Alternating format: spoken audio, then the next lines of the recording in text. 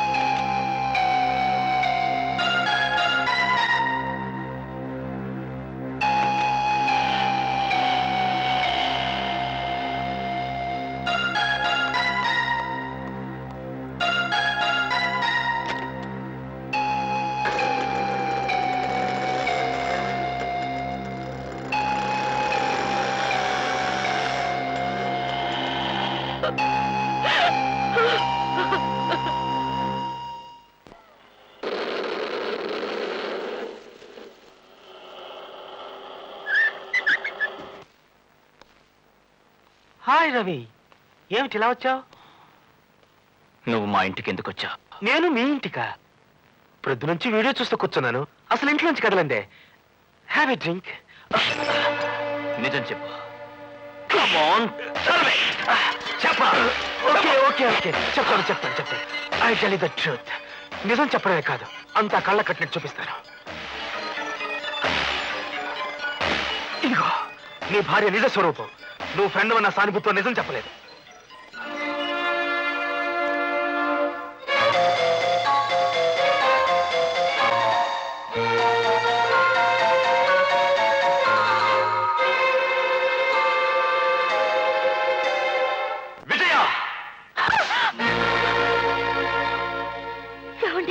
నువ్వు చేసిన ద్రోహానికి నిన్నేం చేసినా పాపం లేదు.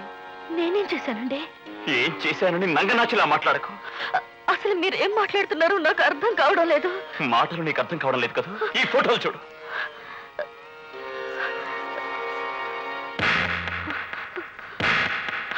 ఏమండి, ఇది నా తప్పు కాదండి. నాకు తెలియకుండా భాను. Shut up! ఒక అబద్ధాన్ని కప్పిపుచ్చటానికి మరో అబద్ధాన్ని సృష్టించకు. నువ్వు ఆ రోజు హోటల్లో భాను రూమ్కి వెళ్ళలేదు. ఆ రాత్రి నీ జరిగిన విషయం అడుగుతుంటే ఒక్క సమాధానమైనా చెప్పావా? మొహం దాచుకుని అటువైపు తిరిగి పడుకున్నావు. దానికి ఏమిటి అర్థం? ఏమీ చెయ్యని దానివైతే ఎందుకు అలా నోరు మూసి పడుకోవాలి? నీలాంటి వాళ్ళ నాలుకల మీద పడి నిజం ఎప్పుడో చచ్చిపోయింది. నిజమంటూ ఒకటి ఉంటే అది చెప్పాలనే మనసు నీకుంటే ఆనాడే చెప్పేదానివి. అదేనండి నేను చేసిన తప్పు. విజయ, నిన్ను నేను మనసారా ప్రేమించాను. నా ప్రాణానికి ప్రాణంగా చూసుకున్నాను. నిన్ను నా గుండెల్లో దాచుకున్నాను. కానీ నా మంచితనానికి నువ్వు ఇచ్చిన బహుమానం వంచన. ఇక నువ్వేం చెప్పినా వినదలుచుకోలేదు. నువ్వు నా కళ్ళ ముందే ఇంట్లో తిరుగుతుంటే ఆ నరకాన్ని భరించలేదు. దయచేసి వెళ్ళిపో. అంత మాట అనకండి. నువ్వు వెళ్తావా లేదు నన్ను వెళ్ళిపోమంటావా? వద్దండి, నేనే వెళ్ళిపోతాను. నేనేం చెప్పినా అర్థం చేసుకునే స్థితిలో మీరు లేరు. మీ ఆవేశపు తెరల్లో మరుగున పడ్డ నిజాన్ని ఎప్పటికైనా మీరు గ్రహిస్తారనే ఆశతో ఈ గడప దాటుతున్నాను. వస్తానండి.